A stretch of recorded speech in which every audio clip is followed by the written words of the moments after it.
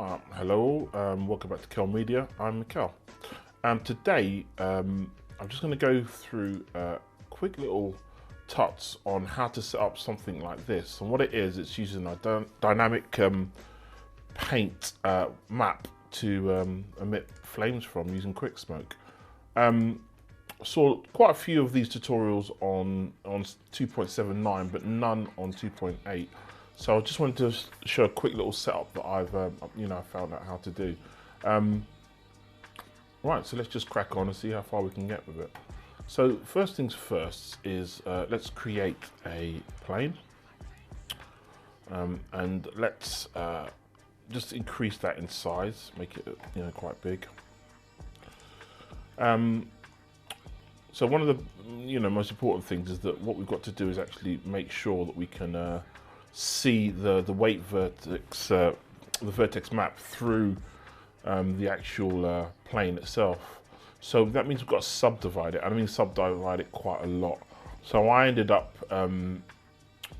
subdividing it by around about 80. So if I just go and press F5, press subdivide, and go into here, just type 80 in here. As you can see, it makes quite a tight little, well subdivided mesh like so. Go back into model mode, and we can carry on. So next we create a sphere, Alt G, just ramp it up a little bit. So the sphere, these two things, one's going to act as a canvas, which is the plane, and the other one's going to act as a brush, which is going to be the sphere. And the last thing I need is a sort of like a path for it to follow. So I'm going to Shift A and just create a curves and a circle curve. Again, Alt G just to stick it in the middle, and then I can also scale that up. Now we can't see that as yet, but if I go into edit mode, it's a bit more visible there. Ramp it up a little bit, and now we have this. So if I just solo it so we can just see it by itself, what we want to do is sort of change the shape of it a little bit, but more importantly, keep it as a flat plane. So Alt A. So what I could do is obviously select that and rotate it just on the Z, and that's going to keep it nice and flat, and but yet allow me to just to muck around with the path a little bit and just mix it up a little bit. So here we go, rotate on the Z. Actually, let's cross that one over, make it slightly bigger,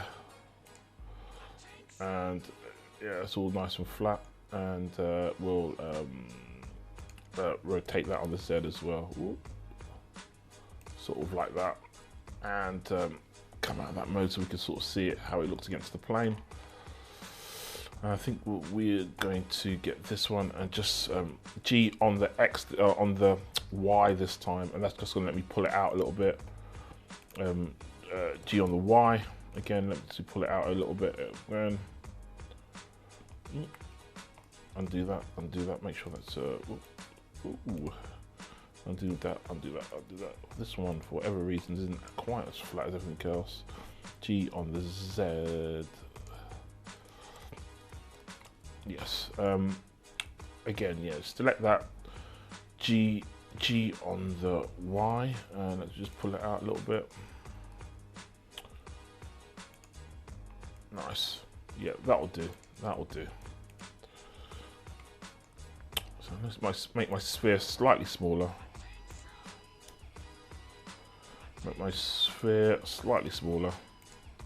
Okay, so we've got all the elements that we need. Next thing we need to do is create a constraint tab on the sphere itself. It's going to be a follow path, and we're going to select that Bezier from the path, like so. While it's in this,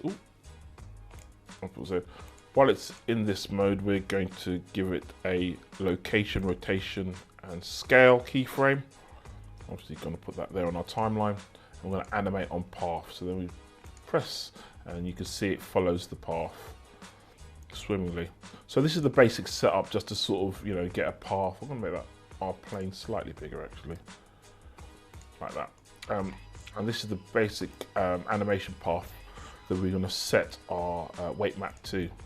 So with the weight map, what we need to do is do several things. We need to look at the plane, we need to make that a canvas. So in dynamic paint, we're going to add the canvas.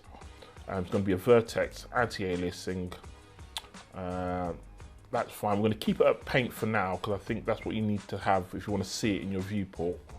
We're going to use dry. We're going to knock this back to 100. Oh, 100. Again, in our preview, we're going to put that onto weight map, and we'll come back to cache in a minute, but we're going to make sure that we tick these two buttons here so we can, you know, actually create the weight map. So that's that done. And then sphere, what we want to do is go dynamic paint, but this time we're going to add a brush. Add the brush. I'm going to keep all these fine apart from this one here, which is the paint, and we're going to change that to proximity. Move up, and everything else we're just going to keep as is at the moment. So as yet, obviously we can't see any representation of what's going on with our weight map in this, you know, in this instance. So what we need to do is actually set up some nodes. So if I pull this through here, and we change this to our shader, and we go back to the plane and add a material using the node editor, and we're just gonna go full frame on that and actually set up this, you know, so set up so we can actually see it in the viewport. So what we do is Shift A, input, and we're looking at vector colors, and we're going to select weight map. Shift A again, we're going to go down to colors, convert, and go to ramp. And to set these colors up, what we want to do is have it on blue being our base color, because I think traditionally, you know, the vector maps work on a blue background, and the closer to it, it goes red, and in the middle somewhere, I'm pretty sure it's green. So we have this sort of variations regarding to, you know, the proximity of where our brush is going to be. We're going to put the factor into the factor, the color into the color, and the color into the surface of our object. Go back to our thing. As you can see, nothing's happening here. We still can't see anything. And you actually have to be in this mode here. I'm not quite sure what this render mode's called. Look dev render mode. And once we're in that mode, we can actually start seeing what we're creating here, which is the path and a vector weight map to help us. So let's do a little bit of tweaking just to see what, you know, how this can affect this path here. So if we go into the plane itself and we look at, let's make it a bit bigger here. We look at the dynamic paint tab, we're going across here. What we want to do is potentially change, let's add dissolve. Let's see what happens when we muck around with these a little bit. 200 in there. And we just play it. Not much, to tell the honest truth. But as you see, I think what it is the trail's getting longer. So obviously one there, 500, stays on forever. And we go like 12, and guess what? It's next to nothing. So depending on how you want your trail to be affected, I think I want to go with around about where I was at 100. That's relatively sensible. In settings, the amount of steps, I think that sorts out this sort of, you know, the smoothness of what your web path is. So if we bump this up to 10, we can see it's a much more solid, smooth sort of like weight map that is being created. So lovely. So we now have a weight map that we can use in QuickSmoke. Now the thing about it is that we can only actually see it in this mode. To use it, we've got to change some of the parameters here. And what we actually need to do is change, well, there's several things we have to do first. First, we have to change this to a weight map, which it goes red. Now, I'm not quite sure why it goes red, and if anyone knows, please let me know, or how, because once I play it in this mode, can't see anything. So if anyone knows how to get that representation within this sort of area, it would be great to understand. But if we put the surface type to weight, obviously this has gone off again. And what we want to do is just select that again to bring it back into this weight map arena. Anti-aliasing back on again. But now what we want to do is actually bake this cache. And by baking it, it sort of, you know, it bakes in the animation, bakes in the weight map animation, and you have to do that if you want to use it for the quick smoke. Okay, so that's that part done. Right, so if we go back into the normal sort of render mode, and I'm gonna just get rid of that for now. So let's set up the quick smoke. So we want to select the plane.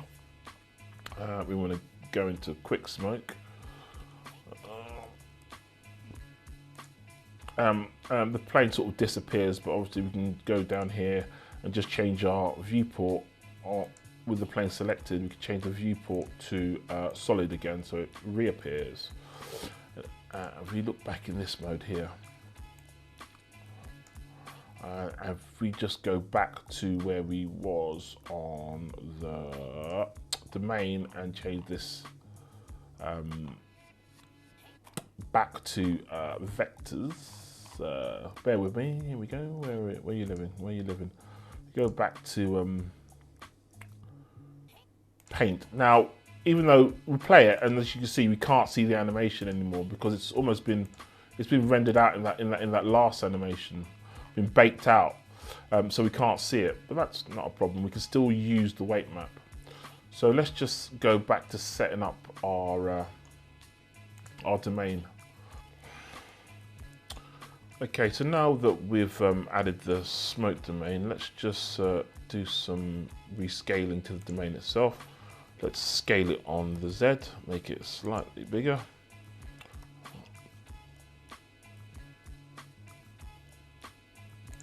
And let's move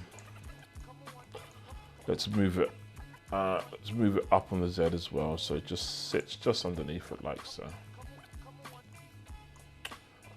We'll play through the animation, and as you can see, the smoke is just coming directly straight off the actual plane itself, and we don't want that. We want to use the weight map. So what we're going to do in our smoke domain is go from here in our smoke domain. What we want to do is change one of the settings here from, let's just try and find it first. It's here somewhere. Oh, actually, no, it's not here, sorry. This is a live recording, please hold on. It's actually in the plane itself, and we're going to look at the smoke emitter here. And we know it's flow. In the settings, we want to change from smoke, we want to change this to that DP weight map just there. So make sure that vertex group is selected.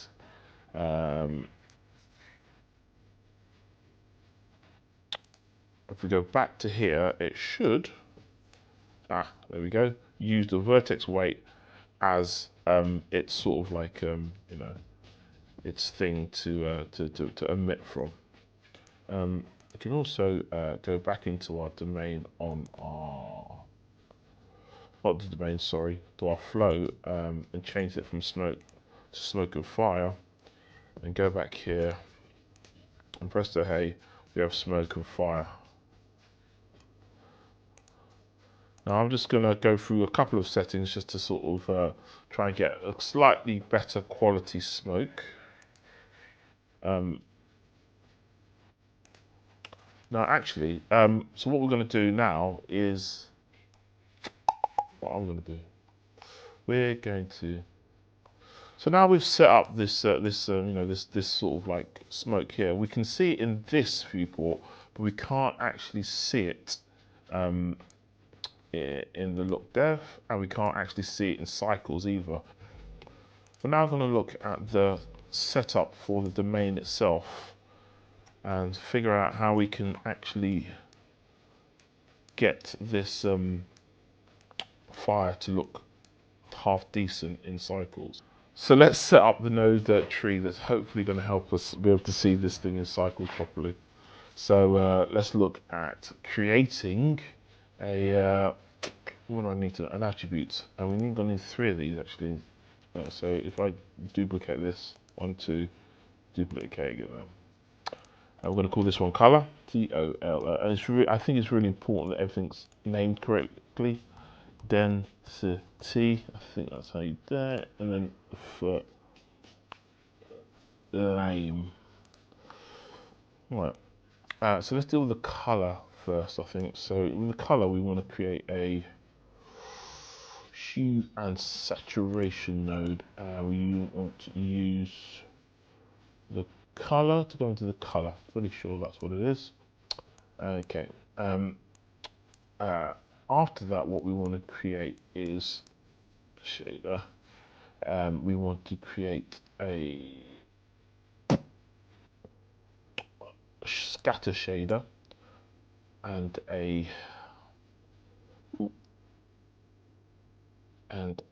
absorption shader, and we want to put the color in the color and the color in there as well. And if we just do that, I think that, yeah, they puts a little node in there and connects those. So the density wants to be controlled by this, so you put the density in the density there and the density factor into the density there. I think we're going in the right direction here. Okay, so what's next? Next we want to create the sort of the actual light itself, the flame itself. Now we're going to need 2 things here. We're going to need a color ramp, bosh. And this color ramp we're just going to quickly set up to be black being the base color of the flyer, and then I think it's red down here. And then we're going to create another one and put that up there, and we're going to make this one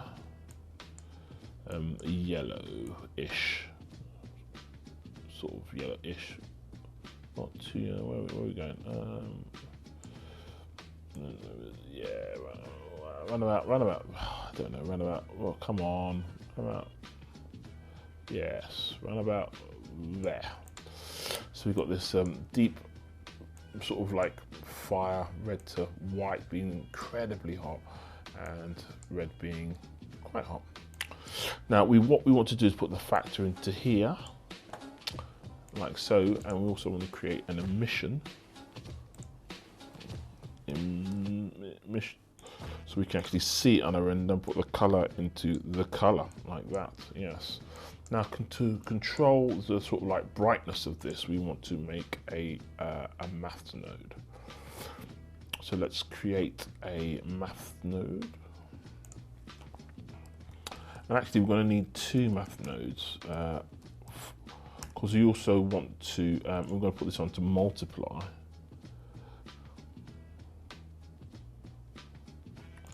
And we're going to duplicate that there, because actually what we also need to do is control the density using this math node, and also the factor of the flame itself to control the strength of the emission. I'm pretty sure that's what it is. Now, so what's left to do? Well, we want to create a shader. We want to connect the volume to the shader there. We want to create this shader to that shader. And then if we put this one here, zoom out a little bit, we want to make one more shader, input, shader, and shader. And add those 2 shaders together, and then stick that in the volume like so. Now I'm pretty sure that's what it is. Let's take a look. So exciting. So obviously we want to look at it in this render. Actually, let's go back to this one and just play out the animation so we get the, you know, the smoke. Ooh, there we go. Go back again, let's play it out a little bit. There we go, there's some smoke. We go into here. Hey, look at that. Yeah, so we've got some flames happening and it's sort of relatively the right colors. Why this is so good? Well, we can affect the density of it by doing that. It makes it brighter by mucking around with the multiple there, and by we can obviously make it lighter and darker. And if we muck around with the value here, we can make the smoke thicker. So if I put in 10 there on the value, as you can see, it goes to this sort of like white smoke. We don't want 10's a bit much, isn't it? Let's drop that to 5 again. Nice, yeah, nice. Ooh. Actually, even 2 might do it. And to increase the volume of the smoke, we can just ramp up this volume here. We can have even more smoke in there. Lovely, look at that. Okay. Now you can see in the look dev mode, but I think you have to have Eevee selected, and you've got to have volumetric lighting on, and then you sort of see that thing, which isn't quite as cool as cycles. We'll go back onto cycles there, just to sort of see our beautiful. And if I just hide the sphere in the plane, we can have a much better. And if I go back into our normal view, now usually they say it should be, the background should be, the world should be, you know, black to see fire, because it's usually at night fires. But yeah, hey, there we go. Now if I made a slightly better render earlier on, obviously, to get the flames looking a bit more decent, but it's the same principle. And there you go, flames and smoke. And if I go back into where we was there, we can now change what it looks like there. Well, I hope that was useful. Please join me for some more tutorials. Subscribe to the channel if you like what you see, and hopefully I can do more tutorials like this which you may find useful. Thanks again, and ta-da!